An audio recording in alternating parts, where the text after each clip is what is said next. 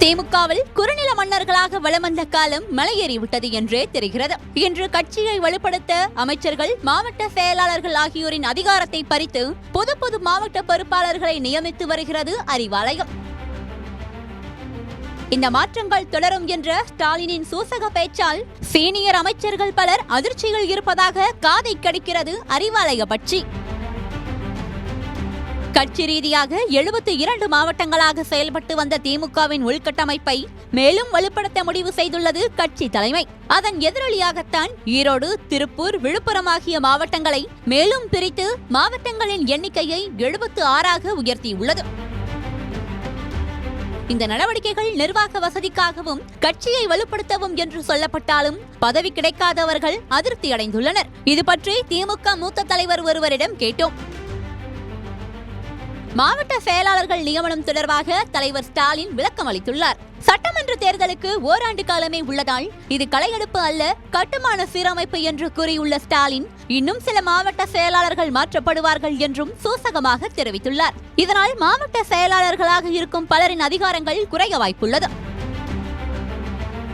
அதிமுகவில் இருந்து வந்த ஏவா வேலு, முத்துசாமி, சேகர் பாபு, ரகுபதி, செந்தில் பாலாஜி, ராஜகண்ணப்பன் ஆகியோர் திமுகவில் அமைச்சர்களாகவும், பழனியப்பன், தங்க தமிழ்ச்செல்வன் ஆகியோர் மாவட்ட செயலாளர்களாகவும் கோலோச்சுகிறார்கள்.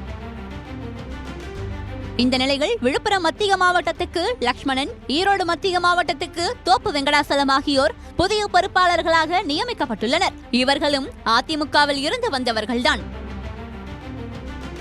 வன்னியரான லக்ஷ்மணனுக்கு விழுப்புரம் மத்திய மாவட்ட பொறுப்பு வழங்கியது அமைச்சர் பொன்முடிக்கு வைக்கப்பட்ட செக்காக பார்க்கப்படுகிறது. தோப்பு வெங்கடாசலத்திற்கு ஈரோடு மத்திய மாவட்ட பொறுப்பு வழங்கியதால் அமைச்சர் முத்துசாமியின் அதிகாரம் பங்கு போடப்பட்டுள்ளது. இதேபோல் மதுரையில் மாவட்ட செயலாளர் பதவி கேட்ட அமைச்சர் பிடிஆர் பழனிவேல் தியாகராஜனுக்கு பெப்பே காட்டியதன் மூலம் மூர்த்தியின் கை ஓங்கியுள்ளது. திருவள்ளூர் கிழக்கு மாவட்ட செயலாளராக இருந்த டிஜேஎஸ் கோவிந்தராஜன் நீக்கப்பட்டு MSK ரமேஷ்ராஜ் பொறுப்பாளராக நியமிக்கப்பட்டுள்ளார். அமைச்சர் நாசரின் தீவிர ஆதரவாளரான கோவிந்தராஜனுக்கு கல்தா கொடுக்கப்பட்டது அமைச்சருக்கு வைக்கப்பட்ட செக்காகவே பார்க்கப்படுகிறது. வன்னியர்கள் அதிகம் உள்ள இந்த மாவட்டத்திற்கு முதலியார் சமூகத்தை சேர்ந்த கோவிந்தராஜனுக்கு பதிலாக ஒன்றிய செயலாளரான பட்டியல் சமூகத்தை சேர்ந்த ரமேஷ்ராஜ் நியமிக்கப்பட்டுள்ளதால் வன்னியர் சமூகத்தினர் மத்தியில் அதிருப்தி ஏற்பட்டுள்ளது.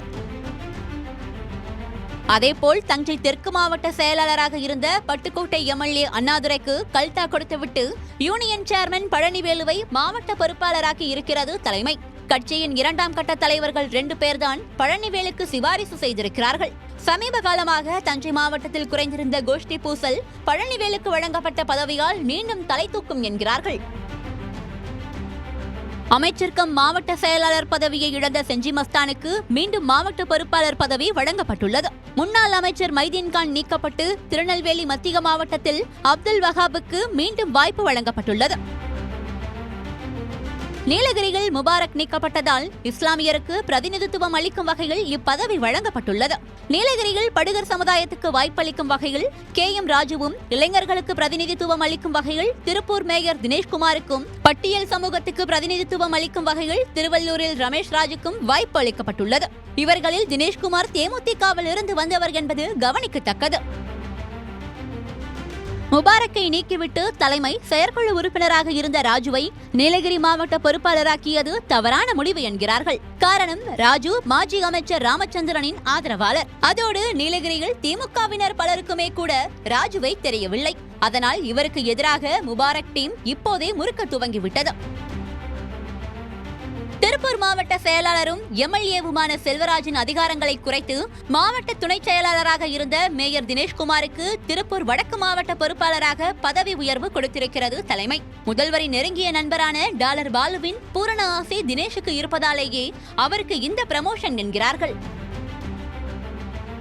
பவானி, பெருந்துறை தொகுதிகளின் சிட்டிங் அதிமுக MLAக்கள் ஜெயக்குமார் மற்றும் கருப்பணன் ஆகியோருக்கு கடும் போட்டி கொடுப்பார் என்றே தோப்பு வெங்கடாசலத்தை ஈரோடு மத்திய மாவட்ட பொறுப்பாளராக்கி இருக்கிறது தலைமை. அதுவும் ஈரோடு மாவட்டத்தில் எடப்பாடிக்கு எதிராக செங்கோட்டையன் போர்க்கொடி தூக்கிய நேரத்தில் தோப்பு வெங்கடாசலத்திற்கு பதவி கொடுத்தது சரியான முடிவு என்கிறார்கள். அதே நேரம் சீனியர் திமுகவினர் அதிமுகவில் இருந்து தாவினால் நம்ம கட்சியில் மாவட்ட செயலாளர் பொறுப்பாளராகிடலாமா?